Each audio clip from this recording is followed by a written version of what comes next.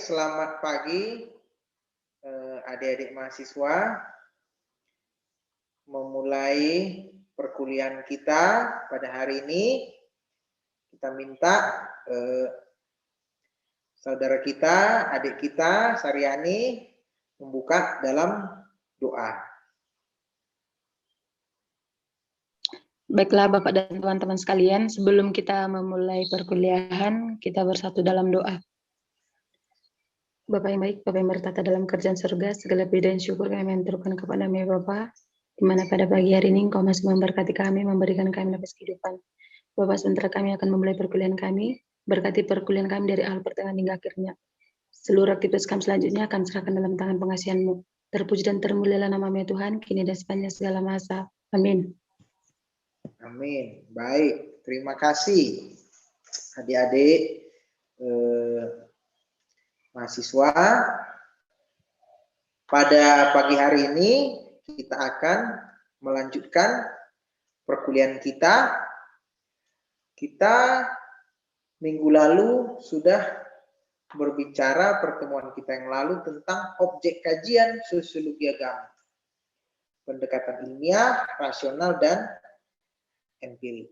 Ya, hari ini kita akan melanjutkan pertemuan kita. Apa itu?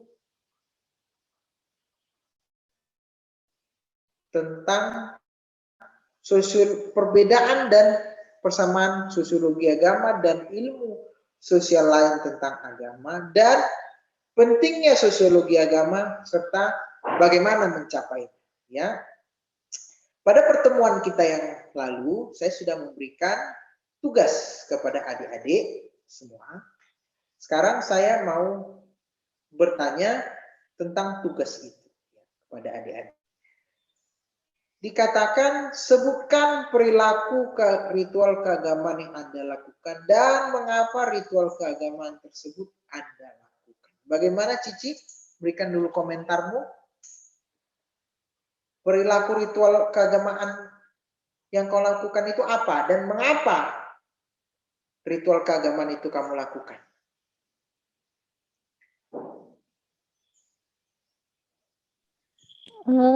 Mohon izin Pak, ritual keagamaan maksudnya yang berhubungan dengan kehidupan sehari-hari seperti itu ya Pak? Ya, betul. Seperti ya melakukan ibadah bersama di gereja seperti itu Pak. Baru kalau dihubungkan ke kehidupan sehari-hari kan Pak, misalnya setiap melakukan aktivitas baik itu di pesta-pesta seperti itu Pak, atau acara apa, selalu diawali dengan berdoa Pak. Demikian Pak. Mengapa ritual itu dilakukan? Ritual tersebut dilakukan karena bagi saya sendiri kayak gitu kan Pak, ada manfaatnya. Misalnya mengawali dengan doa, ya aktivitas lebih lancar. Demikian Pak. Ya, bagaimana Saryani? Ritual apa yang kamu lakukan? Baik Pak, ritual keagamaan yang saya lakukan seperti yang sudah disebutkan teman tadi. Yang pertama yaitu pergi ke gereja. Ritual ini saya lakukan bersama dengan keluarga saya dan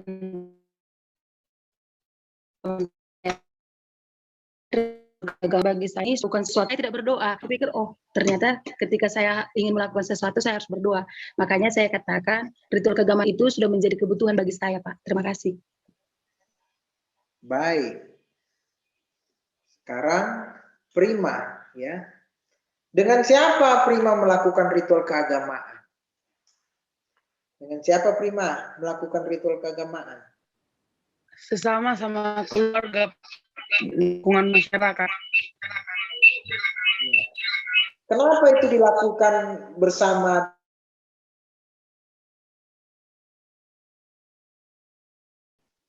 Karena udah kebudayaan ini Pak, ini dilakukan bersama. Karena ini udah kebudayaan dari lingkungan kami dan kebudayaan dari keluarga Pak. Karena ritual ini harus dilakukan secara bersama. Hal ini sudah diajarkan dari turun-temurun Pak. Bagus. Sekarang Karina, ya. Mengapa, siapa temanmu melakukan ritual keagamaan? Sama seperti saudara Prima, Pak. Keluarga dan masyarakat juga, Pak. Kenapa dilakukan bersama-sama dengan keluarga dan masyarakat? Nah, itu sudah dilakukan bersama-sama ritual tersebut. Kenapa ritual dilakukan? Baik. Ya, sekarang Nova ya. Menurut secara bersamaan dengan orang lain. Apa pengaruhnya kalau kita sama-sama melakukannya dengan orang lain? Baik, Pak. Terima kasih.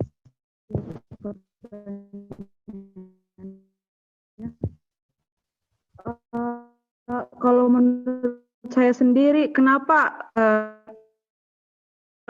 dibandingkan dengan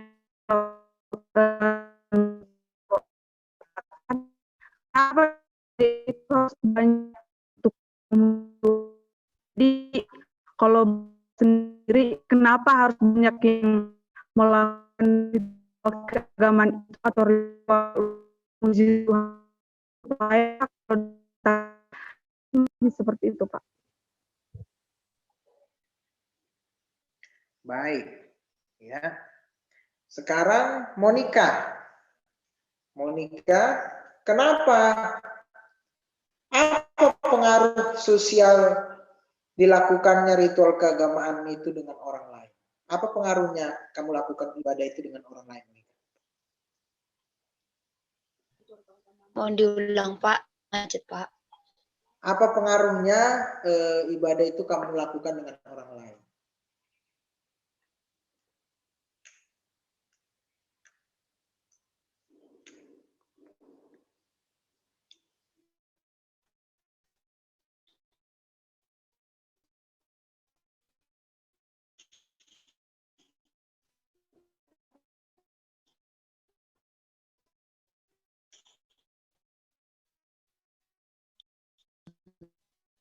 Apa pengaruh?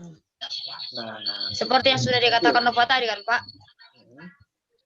Berlaksa-laksa malaikat di surga seperti itu, Pak. Jadi ketika saya melayani lebih dari satu orang, akan terbangun solidaritas, Pak, gitu. Nah, itu bagus. Itulah jawaban dari orang sosiologi. Ada solidaritas, itu bagus. Jawaban yang sangat bagus, solidaritas sosial. Kalau kita melakukan ibadah dengan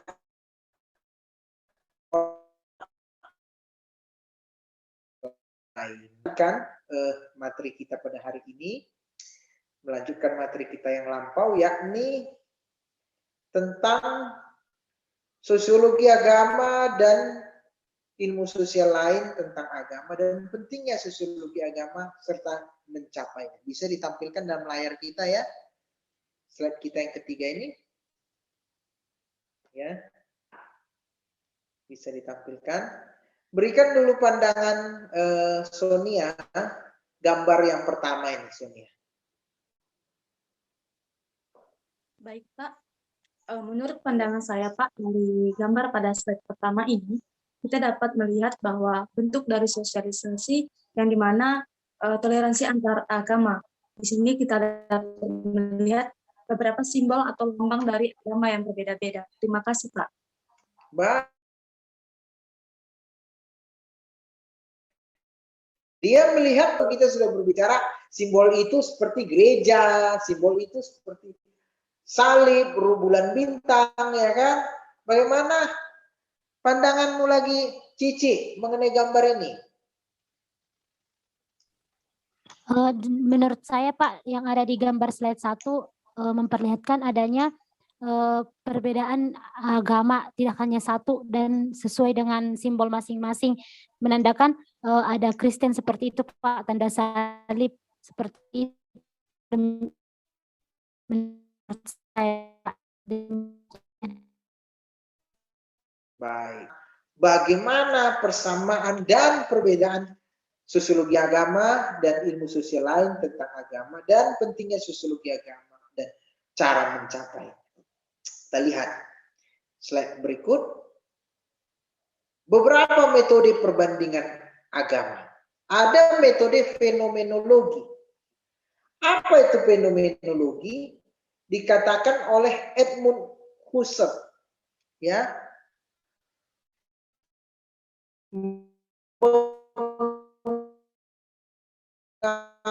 menganggapnya hanya sebagai batas logis dan proses pemikiran.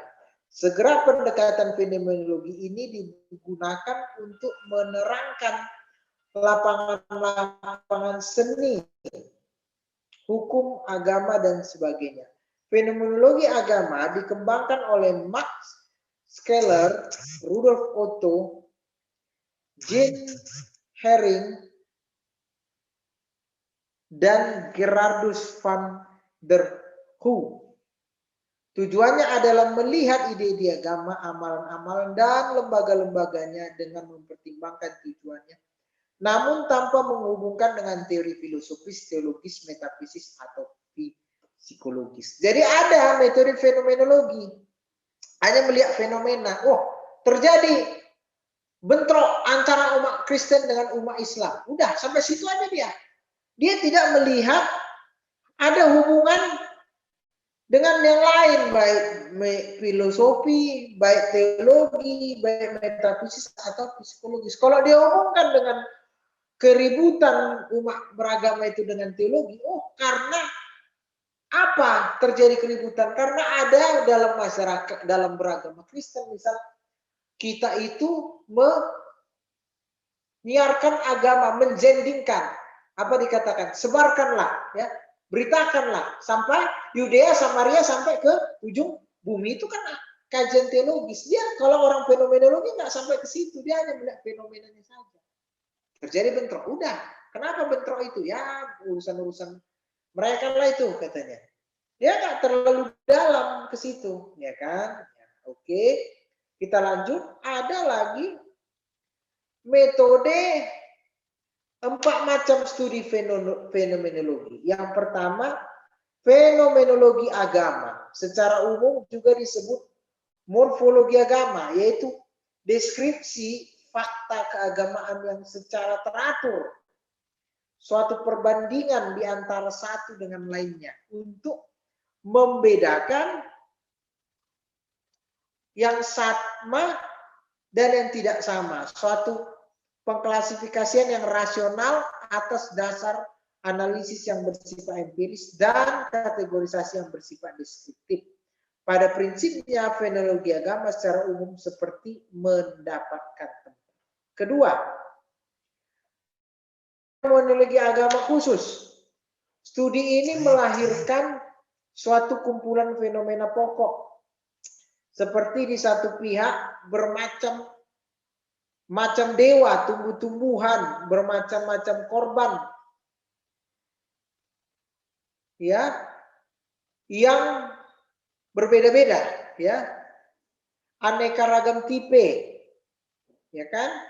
Di pihak lain bisa juga pemilihan kumpulan fenomena dengan cara mendapatkan keagamaan yang ada dalam masyarakat atau kelompok masyarakat seperti agama dalam bangsa Afrika. Dalam hal ini pengertian fenomena diselidiki dalam hubungan agama dengan masyarakat atau masyarakat tertentu. Ini contoh.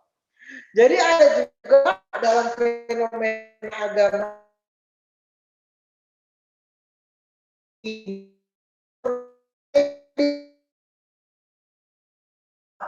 bermacam-macam turunan-turunan yang diyakini memiliki kekuatan-kekuatan seperti dewa-dewa. Ya kan? Ada Nagapadoha, ada dari Batasori, ada dari Bata Mahal Bulan, macam-macam, ya kan? Nah, dikatakan dalam slide yang sudah saya bikin seperti orang Afrika, ya kan? Di Afrika juga, bangsa Afrika banyak memiliki kepercayaan-kepercayaan terhadap agama.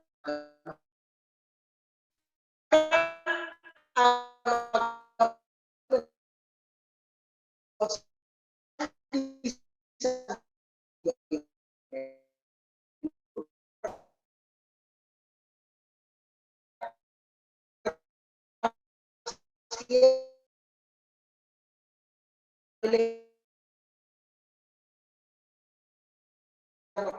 karena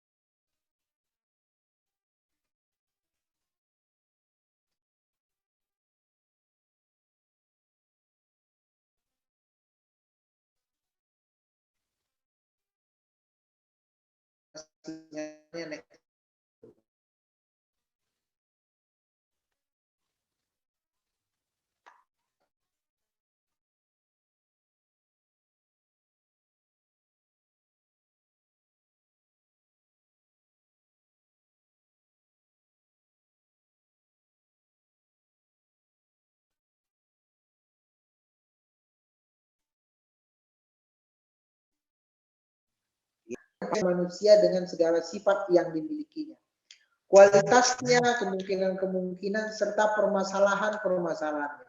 Studi ini berlangsung tertuju kepada cara di mana manusia dalam lingkungan yang berbeda-beda sejak mula-mula masyarakat berburu sampai industri zaman modern telah menanggapi secara agamawi terhadap permasalahan yang dijumpai. Terutama dalam hal ini, agama maupun agama orang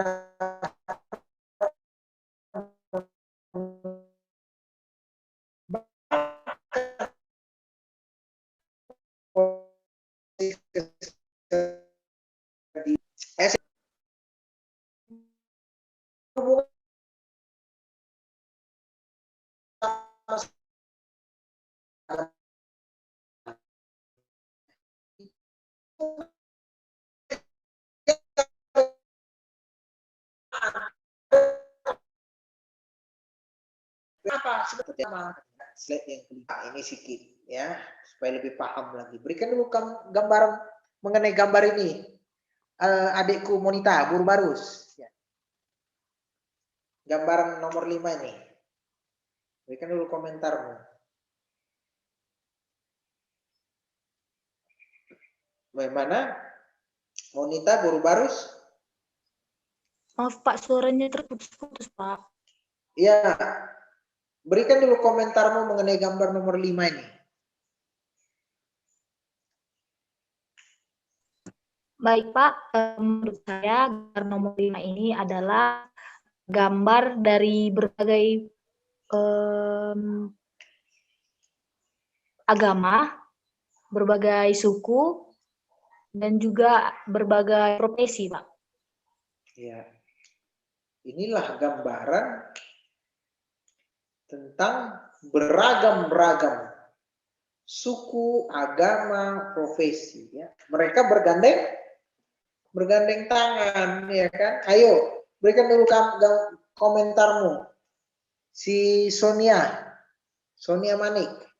Baik Pak, hampir sama dengan pendapat dari teman sebelumnya Pak, yang mengatakan bahwa dari gambar ini kita dapat melihat bahwa beragam profesi, suku, maupun agama yang saling bergandengan ataupun satu tujuan untuk menciptakan kedamaian khususnya di negara Indonesia, Pak. Terima kasih.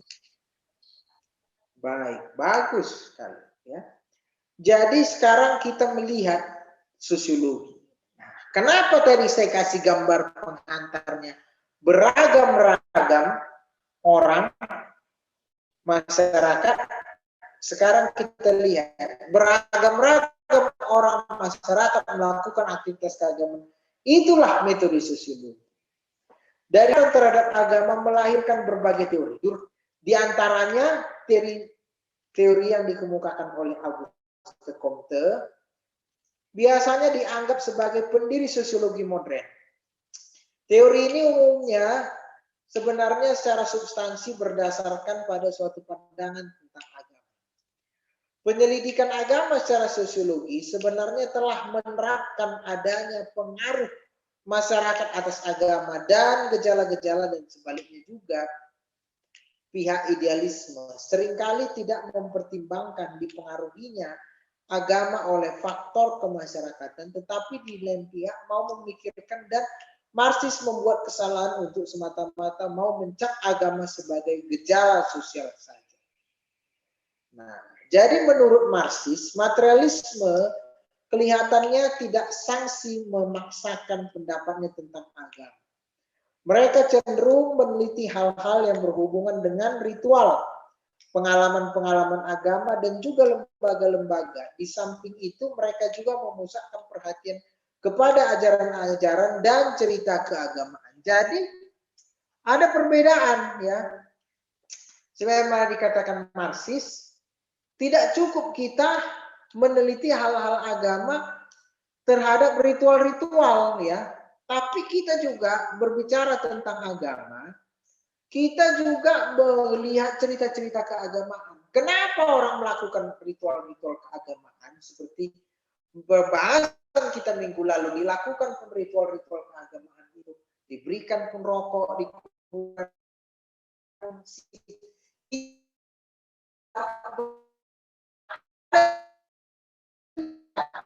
cerita keagamaan. Wah, udah bikin rokok di kuburan itu.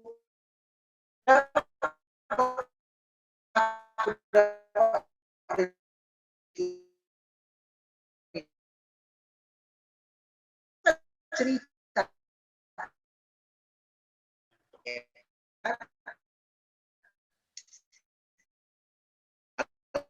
itu setuju ya.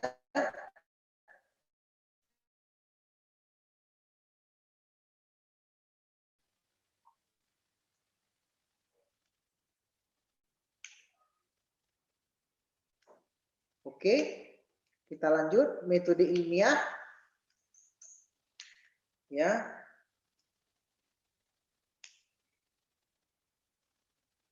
Slide 7, ilmiah. Jadi dalam arti sempit, ia menunjukkan metode yang digunakan pada ilmu yang alam. Sedangkan dalam arti yang luas, ia menunjukkan dalam satu prosedur yang bekerja dengan disiplin yang unsur premis yang jelas.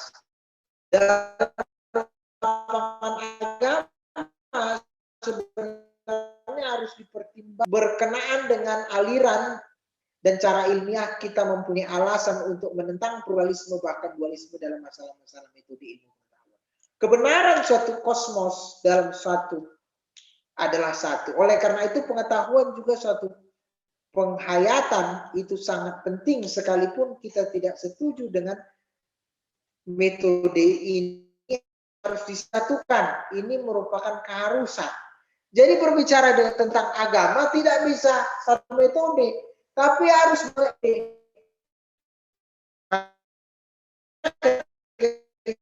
kita berbicara sosiologi agama,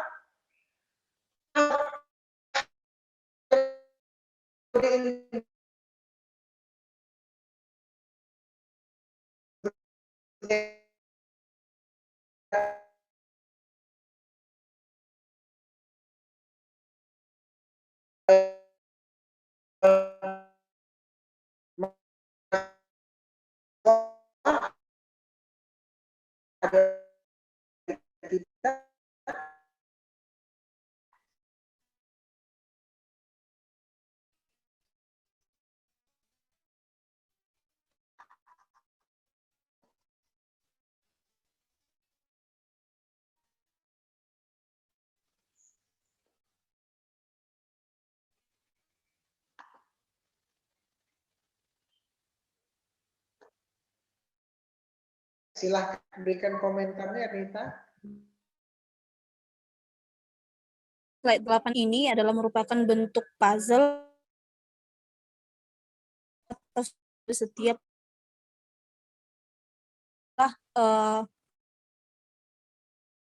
di kerukunan seperti itu, Pak. Terima kasih. Baik, bagus ya. Ini adalah gambar kerukunan. Bagaimana? Ini gambar 8 itu?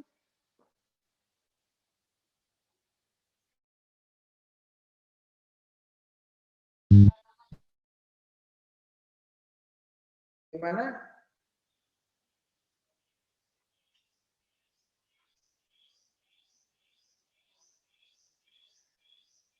Saryani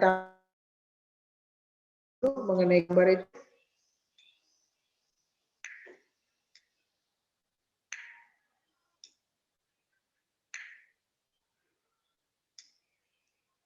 Gambar 8.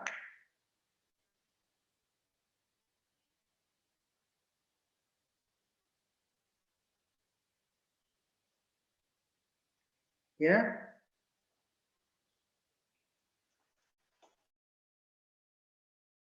Jadi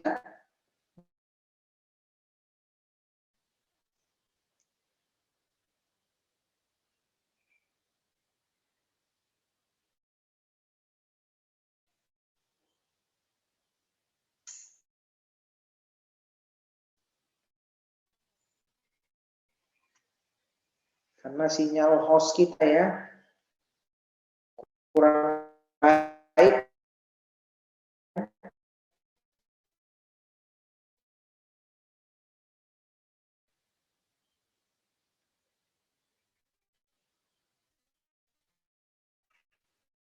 Sudah bisa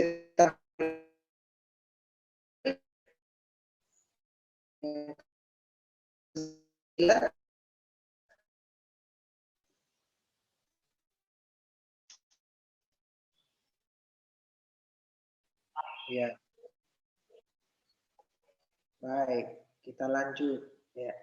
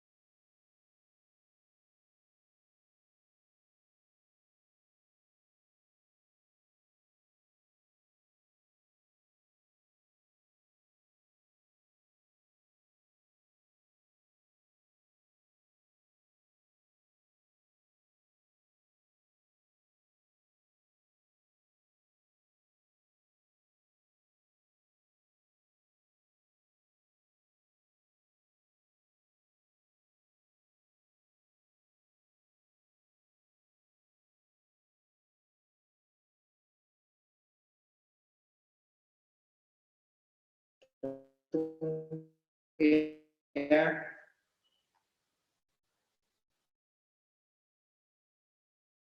Ini dia apa namanya?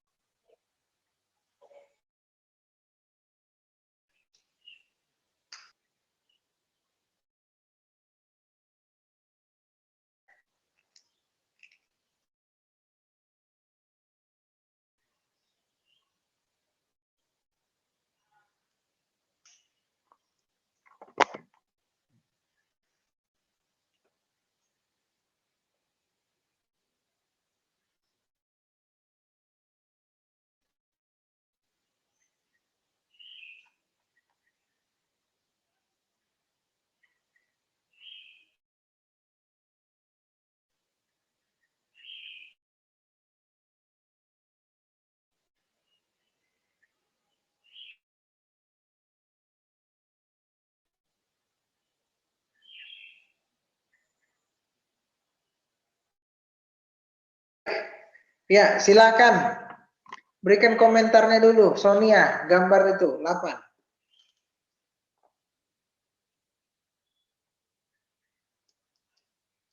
Ya, Sonia, silakan. Yang dapat kita lihat bersama pada slide, kita dapat melihat agama yang berbeda-beda yang seperti dikatakan oleh Saudari Ernita tadi, dan untuk menciptakan persatuan dan kedamaian di antara umat agama. Terima kasih, Pak.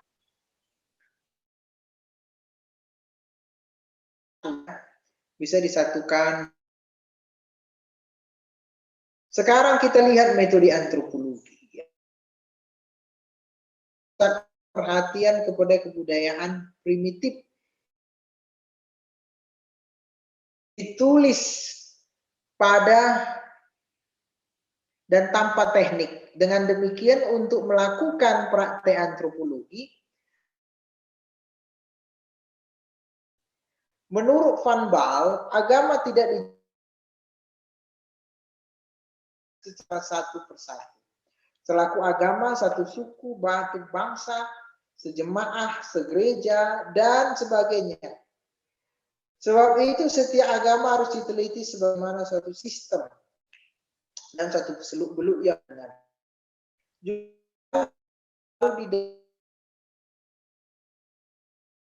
Ada perubahan sosial walaupun yang percaya atau yang itu adalah pribadi. Semua di nenek moyang. Agama itu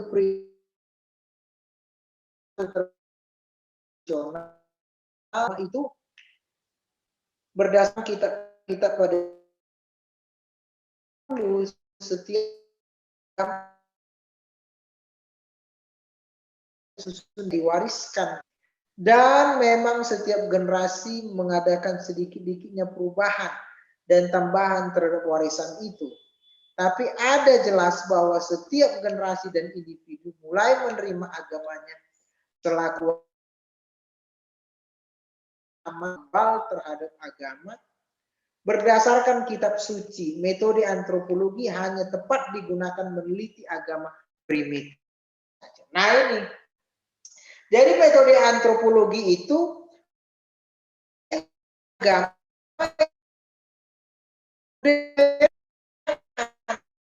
tadi sudah saya katakan ada hal-hal yang primitif dalam agama, ya. Sehingga hal-hal yang primitif dalam agama ini menjadi sebuah kajian dalam antropologi, baik upacara-upacara, baik kitab-kitab, baik ajaran-ajarannya, ya kan. Contoh, jadi sebuah tren, ya. Bagaimana antropologi mengkaji antropologi melihat apa upacara-upacara agama Mali. Bahkan antropologi juga bisa melihat ini menjadi sebuah hal yang bisa menjadi kajian juga oleh antropologi, karena kekristenan itu sudah lama. Contoh di Tapanuli sudah 160-an tahun kekristenan di Tapanuli. Itu kan menjadi sebuah kajian-kajian. Bagaimana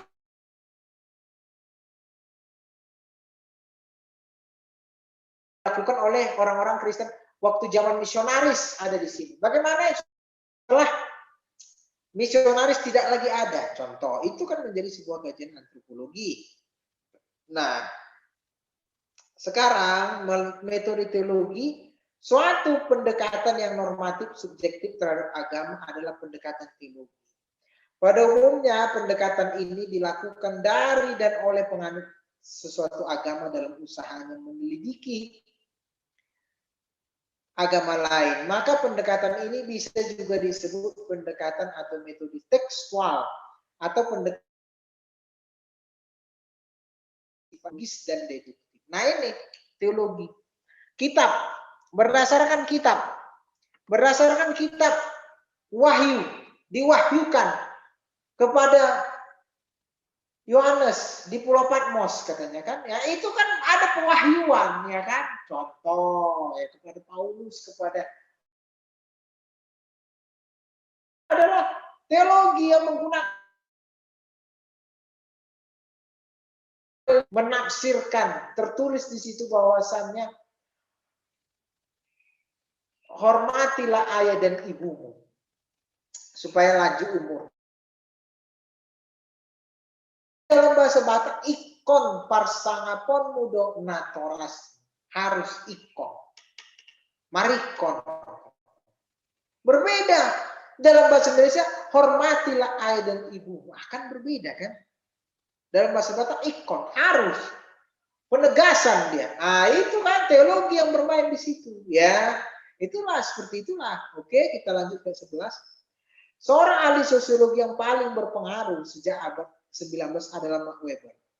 Ia melihat ada hubungan yang nyata antara Protestan dan munculnya kapitalisme. Ia telah memperkirakan hubungan Calvinisme tentang askesisme dunia ini yang telah menciptakan suatu disiplin yang rasional dan karya etis berbarengan dengan menabung yang akan dipakai untuk penanaman modal. Namun demikian Weber mengakui bahwa teorinya yang seperti itu harus dites, akan tetapi harus diakui bahwa sumbangan pemikiran yang terutama adalah uraian-uraiannya yang sangat sistematis mengenai ada istiadat dan kebudayaan lain dan sosiologi.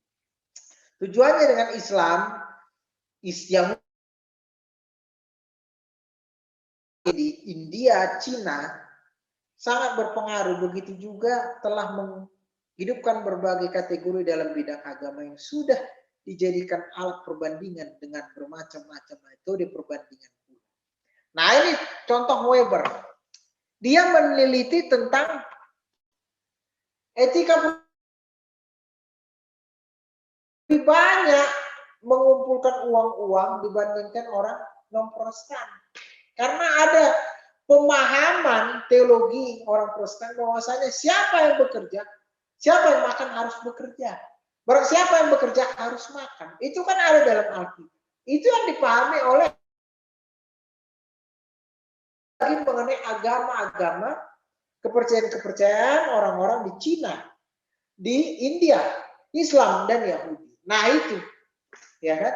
Jadi sosiologi agama dengan ilmu-ilmu agama lain dia lebih terbuka. Ketika kita hari ini berbicara tentang sosiologi agama dan ilmu agama yang lain, sosiologi agama lebih mengadopsi, ada sintesis seperti tadi dikatakan dalam metode metode fenomenologi, harus ada penggabungan. Seperti itulah yang diadopsi oleh sosiologi agama. Dia bergabung dengan ilmu-ilmu yang lain. Nah, sekarang kita lihat ada beberapa aspek keragaman yang menjadi rentan wilayah kajian sosiologi agama. Jadi contoh perwujudan agama di Kepulauan Indonesia. Ini menjadi aspek keragaman, ya. Perwujudan agama di Kepulauan Indonesia, agama yang ada di Indonesia sangat banyak. Tidak hanya meliputi agama yang diakui secara formal, tetapi juga secara antropologi dapat dikategorikan sebagai agama. Agama formal adalah yang diakui di Indonesia, ya kan? Ya kan? 6 agama, tapi ada juga agama yang tidak diakui, termasuk aliran-aliran kepercayaan. Nah, ini agama-agama di Indonesia. Coba lihat gambar. Berikan dulu pandanganmu dulu. Boru apa? Boru Karina Habeahan, gambar ini dulu, keragaman agama ini. Berikan dulu pandanganmu. Iya Pak, di gambar kita lihat walaupun dia berbeda agama, tetapi tetap satu Pak, tetap bergandeng tangan Pak. Baik, itulah dia. Bentuk-bentuk agama di Indonesia. Ya, baik. Sekarang kita lihat lagi dalam slide ke-14. Penelitian mengenai kepercayaan. Penelitian mengenai kepercayaan di Indonesia menajamkan sasaran terhadap apa yang menjadi kepercayaan. Penelitian terutama ditujukan untuk memperoleh informasi mengenai kepercayaan yang berhubungan dengan hal-hal berikut. Berbagai kekuatan gaib, alam semesta, hakikat dan peranan manusia di alam semesta. Itulah contoh tentang penelitian keagamaan. Ada kekuatan gaib, tadi sudah saya katakan ada roh yang hinggap, ada kerasukan setan. Ada alam semesta, dunia ini kok terjadi gempa itu karena penguasaan dari Tuhan. Kemudian ada hakikat peranan manusia di alam semesta ini. Itulah penelitian-penelitian keagamaan. Lagi, keagamaan itu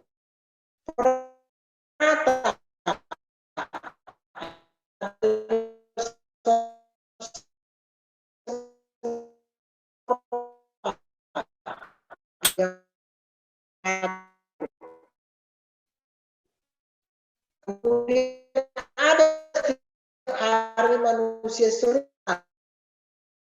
Terjadi aturan ini karena ada aksi sudah stop. Udah masuk. Ya, oke, kita lanjut. Ya.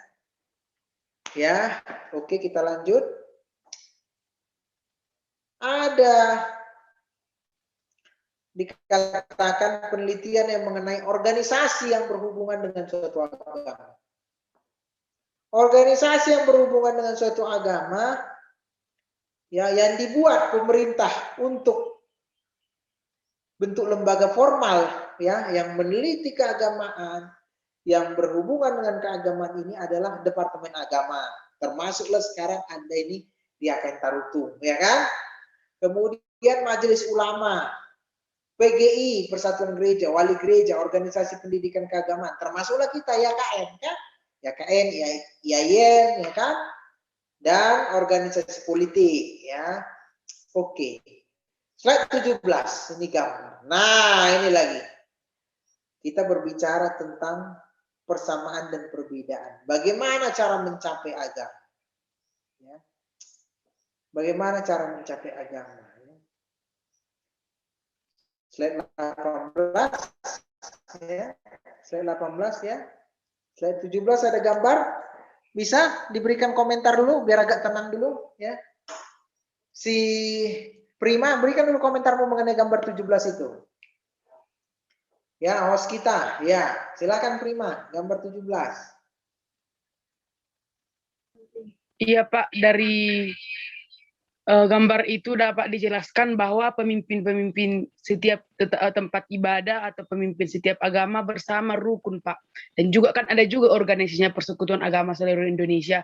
Mungkin ini salah satu contoh dari persekutuan atau organisasi perkumpulan tokoh-tokoh ibadah Pak. Di sini ada 5 agama seperti pendeta, apalagi pastor, ustadz, dan pemimpin agama yang lain, Pak. Baik.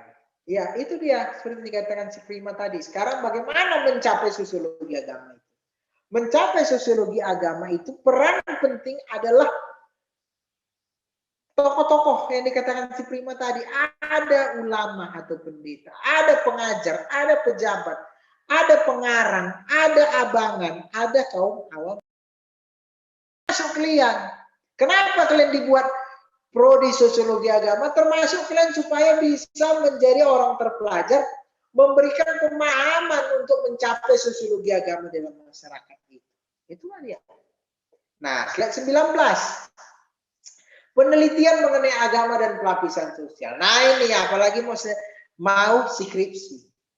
Bagaimana penelitian mengenai agama dan pelapisan sosial, ya? Pelapisan sosial adalah kata lain dari stratifikasi. Ia merupakan keadaan dalam struktur suatu masyarakat yang menggambarkan keadaan sosial suatu masyarakat. Jadi berlapis-lapis ya.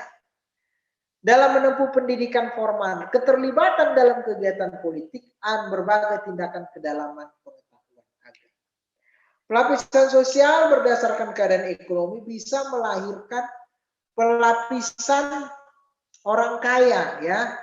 Menurut hasil penelitian GERDS, terdapat perbedaan penghayatan pengalaman agama antara orang-orang abangan dan priai, antara kalangan santri dan abangan, antara kalangan santri maupun kalangan priai. Perbedaan itu lebih banyak dipengaruhi oleh status sosial dan tingkat kehidupan lapisan sosial. Contoh, dalam masyarakat kita ada kelas atas, kelas bawah.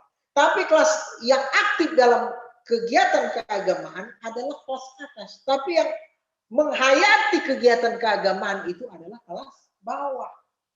Ya, contoh. Sekarang saya mau berkata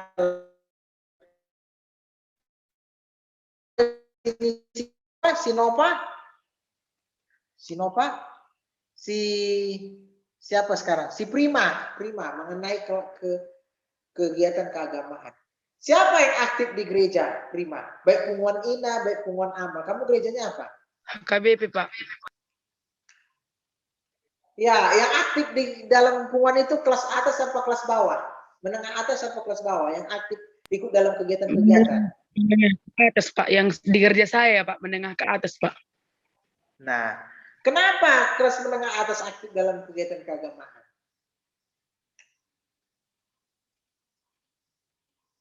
Ayo. Kalau di tempat kami kan Pak, orang-orang yang menengah ke atas itu rata-rata juga orang yang bersekolah Pak, orang berpendidikan. Semisal dia guru, PNS dia, terus ada juga dia yang tamatan sarjana kan Pak.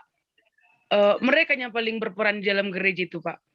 Lebih, kalau kata orang lebih berpengalaman katanya Pak. Itu makanya diangkat gereja menjadi mereka yang paling Baik. Ya. Karena mereka memiliki sumber daya. Nah, kenapa yang miskin tidak ikut dalam aktivitas keagamaan? Kenapa itu Saryani? Berikan dulu komentar Mas Saryani. Iya, Pak. Ya, kenapa orang miskin tidak ikut dalam aktivitas keagamaan? Tidak banyak ikut dalam kumpulan-kumpulan.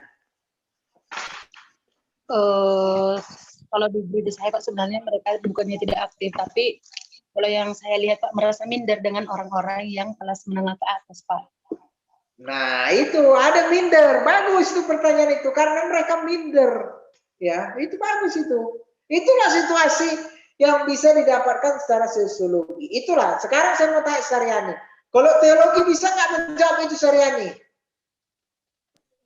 Kenapa Pak? Kalau teologi bisa nggak menjawab ketidakaktifan orang dalam gereja itu karena itu?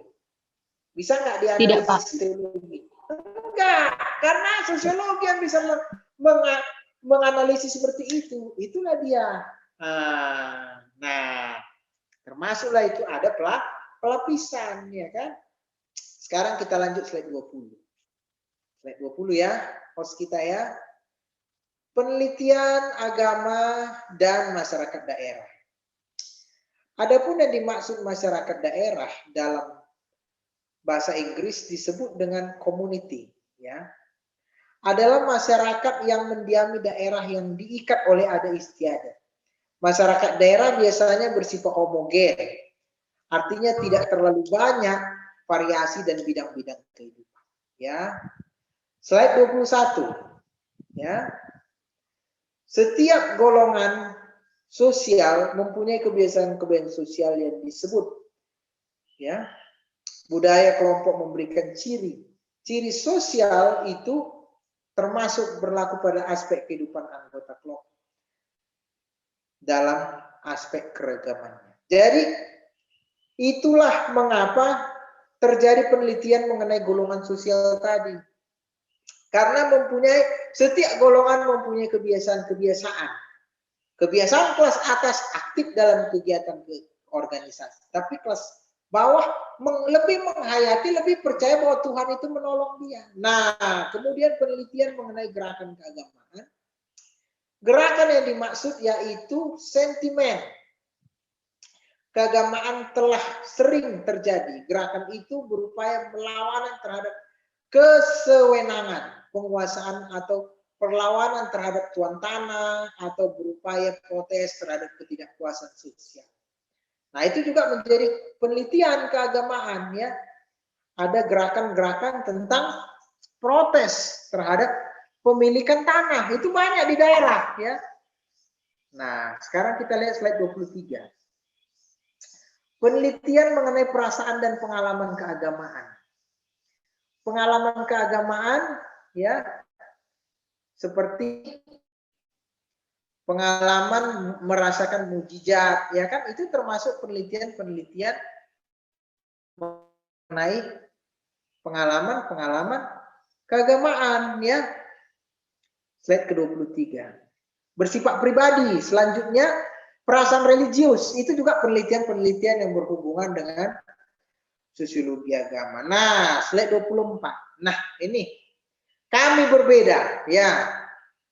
Inilah dia. Slide 24. Bisa ditampilkan slide gambar kita ini? Kami berbeda. Kami berbeda keyakinan, ya. Coba berikan dulu komentarmu dulu. Kasih dulu gambar ini komentarmu dulu. Ernita, berikan dulu komentarmu, Ernita. Kami berbeda, katanya. Ayo, berikan dulu komentarmu. Dari slide ini Pak, kita melihat memang dan lebih jelasnya lagi dikatakan kami berbeda. Maksudnya satu di antara yang lain ini berbeda. baik itu dari cara beribadah ataupun dari sistem bagaimana mereka menjalankan ibadahnya, Pak, begitu. Itu dia. Ada perbedaan, maka karena ada perbedaan itu juga menjadi objek kajian juga bagaimana cara mencapai sosiologi agama. Penelitian mengenai agama sebagai motivasi untuk bertindak. Ini motivasi untuk bertindak, ya. Berbeda cara bertindak orang Islam dengan orang Kristen. Contoh, bagaimana di daerahmu cara makan, ya. Berikan dulu komentarmu dulu, Monica Purba. Cara makan orang Islam dengan Kristen di pesta. Ayo, Monica Purba.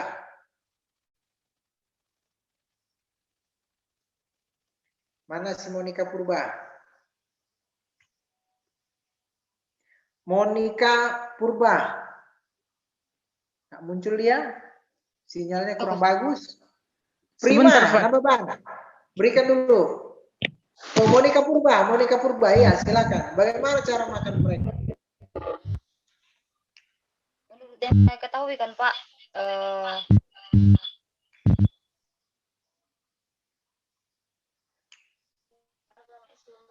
cara makan antara agama Islam dengan Kristen, contohnya kan Pak, itu berbeda Pak.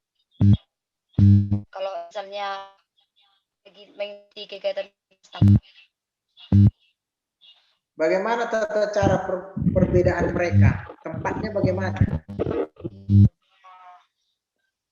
Beda tempat. Semisal di tempat saya kan Pak, yang beragama Islam itu biasanya ditempatkan di satu rumah gitu Pak. Kalau yang agama Kristen di halaman gitu rame-rame. Nah itu contoh perbedaan. Bagaimana Prima? Di tempatmu Prima? Sama halnya dengan saudara Monica, Pak. Bahkan pada saat proses memasak, semisal walaupun mereka kan tidak bisa makan semisal B2, Pak. Bahkan memasak tidak dipercayakan untuk yang punya pesta. Yang memasak harus dari agama Muslim juga, Pak. Jadi bukan mereka tidak percaya kalau orang Kristen memasak daging ayamnya, Pak. Mereka juga yang masak. Jadi pas proses makan atau pas saat acara pernikahan, meninggal pada saat sudah makan itu dibedakan Pak. Semisal permalin di sana bisa katanya Pak, berbeda dengan Kristen dan non Kristen Pak. Nah itu contoh. Karena ada apa Persubang katanya kan? Iya, Khusus Pak. Persubang Ihsan Majapahit. Nah kan itu kan sebuah tindakan ya, motivasi untuk berbeda cara-caranya, ya kan? Itu juga kajian dari sosiologi agama. Jadi luas ya. Penelitian mengenai peranan agama dan perubahan. Pembangunan masyarakat, sebuah perubahan sosial yang direncanakan, ya. Jadi masyarakat agama mempertanyakan nilai keabsahan perubahan yang menimpa mereka kepada para pemimpin agama, terutama bagi masyarakat pedesaan. Agama masih dijadikan referensi utama bagi tindakan. Nah ini contoh, pada saat dulu Nommensen memerdekakan agama Kristen di Tapanuli, ya, mengkristenkanlah saya katakan, itu semua pemimpin masyarakat itu ada raja itu yang memberikan arahan kepada masyarakat, kamu agama Kristen, ya agama Kristen juga. Atau masyarakat melihat raja yang sudah beragama Kristen, dia juga beragama Kristen. Jadi terjadi perubahan sosial di tempat itu. Contoh, agama dan perubahan sosial ada konteks pergodungan bagi orang Batak. Coba Anda lihat di beberapa daerah, ya. Ciciri Tonga. Masih ada nggak di kampungmu di Garoga gereja, sebelahnya sekolah? Di sebelahnya sekolah nggak ada, Pak. Jadi tapi di depan ada, Pak. Di depannya ada, Pak. Apa, Pak? Cuman lahan itu dia dikasih untuk ditanami orang yang bekerja di sana, misalnya jagung, Pak. Seperti itu, Pak. Berarti dia mengalami perubahan juga, tapi perubahan ekonomi. Saryani, kampungmu di mana Saryani? Jadi Kalang, Pak. Ada nggak gereja bersebelahan dengan sekolah atau rumah sakit atau sarana publik? Sekarang nggak ada lagi, Pak. Nah, sekarang siapa yang ada di kampungnya? Bagaimana? Prima. Iya, Pak. Ada nggak gereja sebelahan dengan sekolah? Ada, Pak, tapi dia di apa, Pak? Di kampung lain, Pak, tapi di daerah di Kalang juga, Pak, ada, Pak. Pas bersebelahan HKBP dengan SD-nya, Pak. Itulah buktinya agama dengan perubahan. Bagaimana keajaran agama dulu? Contoh, sekolah-sekolah di Tangsi, rumah sakit di sekitaran Tangsi, Tarutung, gereja HKBP kota, ya kan? Itu adalah suatu bentuk bagaimana dulu terjadi dilakukan misionaris pergodungan. Itulah konsep pergodungan, melakukan perubahan sosial berawal dari gereja. Dibangunlah sekolah, dibangun rumah sakit, dibangun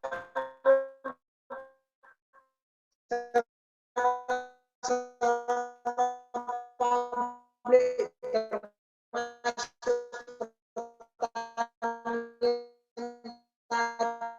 ya kan? Itu perubahan di ladang gereja sehingga tidak miskin. Itu perubahan dilakukan oleh misionaris. Oke, kita lanjut slide 27.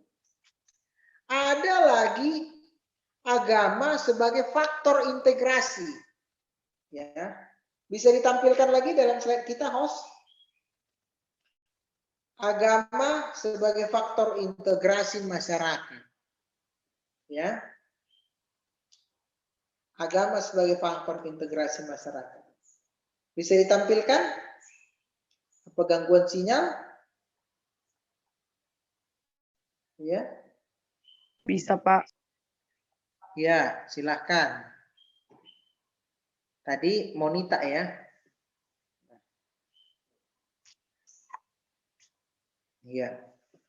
Agama sebagai faktor integrasi masyarakat. Ya. Agama dipeluk oleh masyarakat tertentu bisa membangkitkan solidaritas dan kohesivitas yang kuat. Apabila suatu masyarakat, desa atau komunitas tertentu solidaritas sesama penganut agama berbeda, tapi bisa menandingi bahkan melebihi solidaritas sosial yang lain. Nah itu, ya contoh, dengan adanya agama Kristen, maka solidaritas orang di dalam satu desa itu akan semakin kuat, ya kan, makin kompak. Seperti tadi dikatakan, kenapa kamu melakukan ibadah? Dan dijawab oleh adik kita si Monica tadi, terjadi solidaritas, Pak, katanya. Itu karena agama. Oke, kita lanjut lagi, slide 28. Penelitian mengenai agama adalah antar pemeluk atau kelompok agama. Nah, ini dia. Hubungan antar kelompok agama dan antar pemeluk agama yang berbeda menarik untuk diteliti. Agama merupakan keyakinan subjektif yang melahirkan suatu perasaan etnosentrisme, sehingga melahirkan sikap-sikap subjektif. Ya, mungkin muncul sikap bersahabat pada pemeluk agama lain, mungkin muncul sikap bersahabat dengan agama. Nah ini, jadi kadang-kadang ada yang subjektif. Kalau saya beragama Kristen, kalau saya beragama Islam, saya nggak kawan dengan yang agama Kristen, saya nggak kawan dengan agama Islam. Itu menjadi sebuah hubungan juga. Oke, slide 29. Menurut Emil Durkheim, kehidupan sosial telah membentuk corak-corak yang paling mendasar dalam kebudayaan manusia. Namun sayangnya yang menjadi perhatian utama para pemikir sebelumnya bukanlah kenyataan tersebut seperti kontrak sosial. Ya kan? Bahkan masyarakat prasejarah sekalipun seorang yang dilahirkan ke dunia langsung mendapati ke kelompok-kelompok keluarga. Respon emosional mereka, bahkan pandangan telah membantu mereka berkembang sejak lahir ke dunia ini. Itulah dia. Jadi hubungan-hubungan yang dilahirkan oleh agama itu sudah ditanamkan juga sejak lahir oleh keluarga-keluarga kita, ya kan? Ya seperti dikatakan oleh Emil Durkheim, ya. Oke, kita lanjut.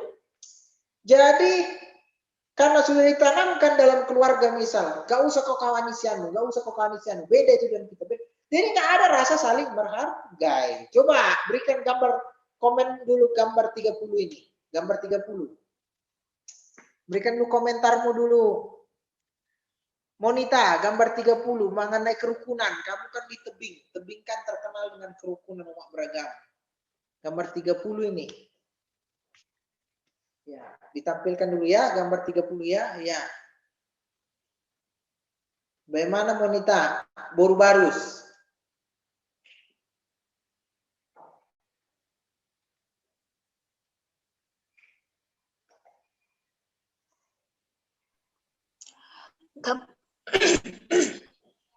Gambar yang 30 ya, Pak?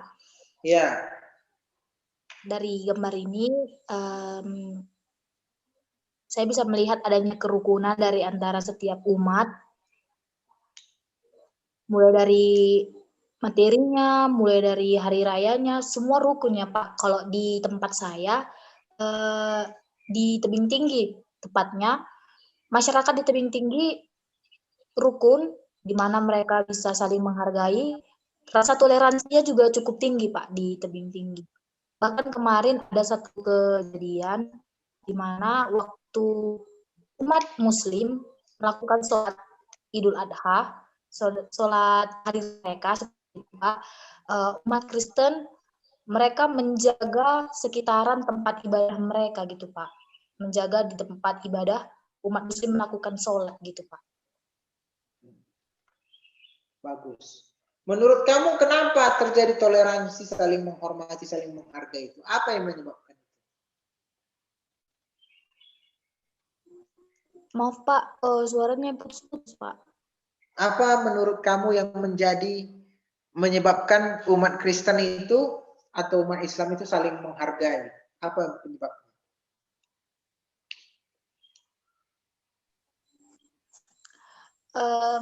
Mengapa mereka saling menghargai Pak? Karena memang itulah semboyan dari Indonesia juga kan Pak, Bhinneka Tunggal Ika, di mana berbeda-beda tapi tetap satu seperti itu Pak.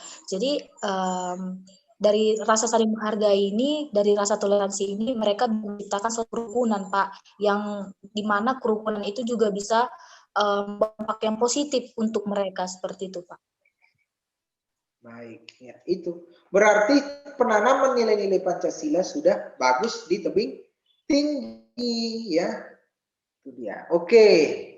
Sekarang kita lihat slide 31. Nah, ini dia.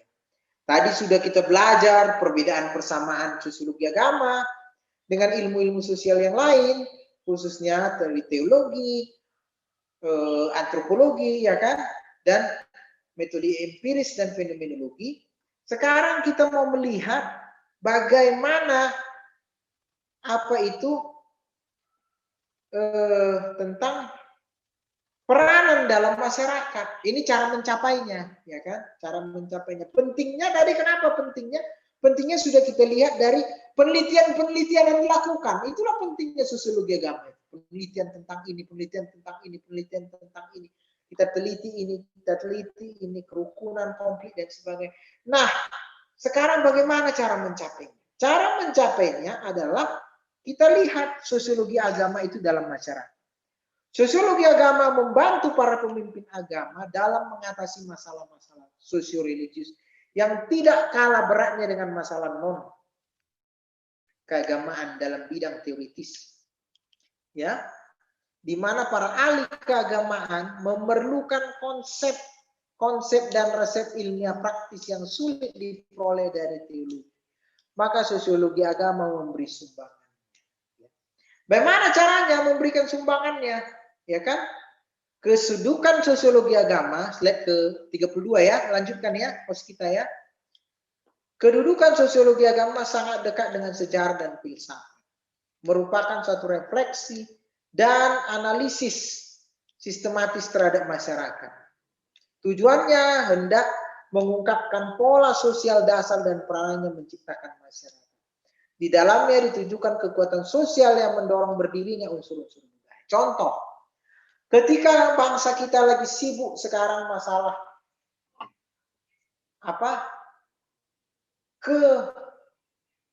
satuan NKRI. Sering sekali agama dijadikan simbol, menjadikan alat, bahkan alat untuk merusak. Ada gerakan-gerakan radikal. Disitulah peranan sosiologi agama, ya, membantu supaya terjadi kerukunan di negara kita.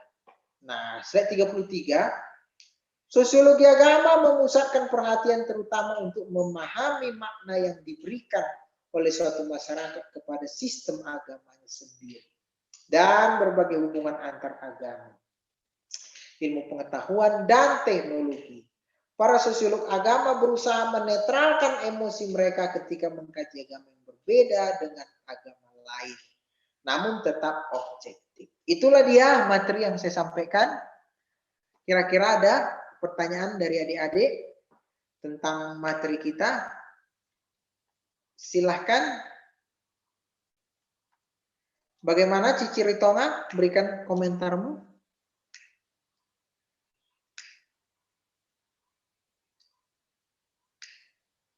Mengenai penelitian-penelitian ataupun perbedaan sosiologi agama dengan ilmu sosial yang lain.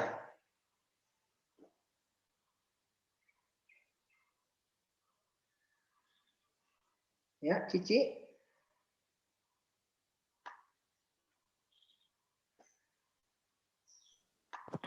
Baik Pak, terima kasih. Berhubung dari penjelasan dan materi yang telah diberikan Bapak, menurut saya cukup bisa memahami dari bacaan ini Pak, bahwasanya untuk saat ini saya belum ada pertanyaan mengenai materi ini, demikian Pak. Baik, bagaimana Sonia? Baik Pak, seperti yang dikatakan Saudari Cici, dari slide yang telah Bapak sampaikan, begitu juga dengan iringan yang penjelasan, serta proses tanya jawab yang kita lakukan, sudah cukup saya rasa untuk memahaminya Pak. Jadi tidak ada pertanyaan pada saat ini Pak. Terima kasih Pak. Baik, ada lagi pertanyaan adik-adik?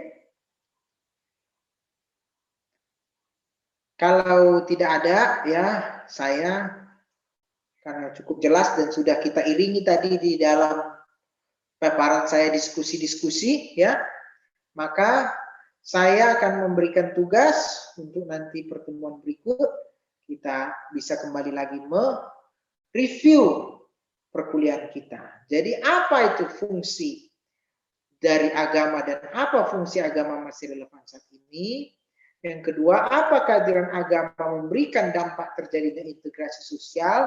Bila berdampak, bagaimana cara terjadinya? Dan apakah kehadiran agama memberi dampak terjadinya konflik sosial? Bila berdampak, bagaimana cara terjadinya? Itu silakan Anda jawab di dalam diskusi kelompok ataupun pribadi Anda nanti.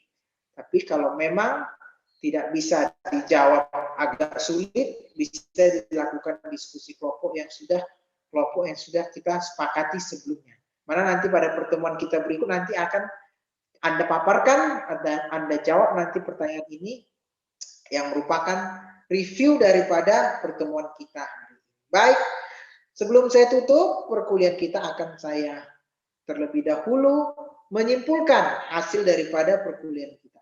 Jadi yang dapat kita simpulkan pada perkuliahan kita hari ini adalah sosiologi agama merupakan ilmu sosial yang dapat merangkum berbagai dan menganalisa berbagai persoalan-persoalan keagamaan serta memberikan solusi terhadap persoalan-persoalan keagamaan tersebut. Sosiologi agama bermaksud membantu para pemimpin agama dalam mengatasi masalah sosiologis dan tidak kalah beratnya dengan masalah sosial non-keagamaan dalam bidang-bidang lain, di mana khususnya dalam sosiologi agama dapat memberikan sumbangan yang berharga kepada lembaga-lembaga dan pada pemerintah. Saya rasa itu perkuliahan kita hari ini. Sebelum saya tutup perkuliahan kita, saya mau tanya kepada Desmond, apakah semua sudah lengkap hadir? Ada anak pada perkuliahan kita hari ini, mahasiswa? Lengkap Pak. Baik, kalau sudah lengkap, menutup perkuliahan kita pada hari ini, kita mintakan adik kita Ernita untuk menutup dalam doa. Baik, sebelum kita menutup perkuliahan kita hari ini, ada baiknya kita berdoa. Kita bersatu di dalam doa. Terima kasih Bapa, terima kasih Yesus atas kasih karunia-Mu Tuhan. Pada saat hari ini kami telah selesai melakukan perkuliahan kami. Bapa yang baik, berkati Tuhan dosen kami yang telah memberikan materi Tuhan kepada kami. Biarlah Tuhan materi yang kami terima ini menjadi pedoman dan bekal kami di masa depan nanti. Terima kasih Yesus, berkati nanti aktivitas kami selanjutnya. Kami berdoa dan mengucap syukur kepadamu. Haleluya. Amin. Oke, makasih ya Desmond ya.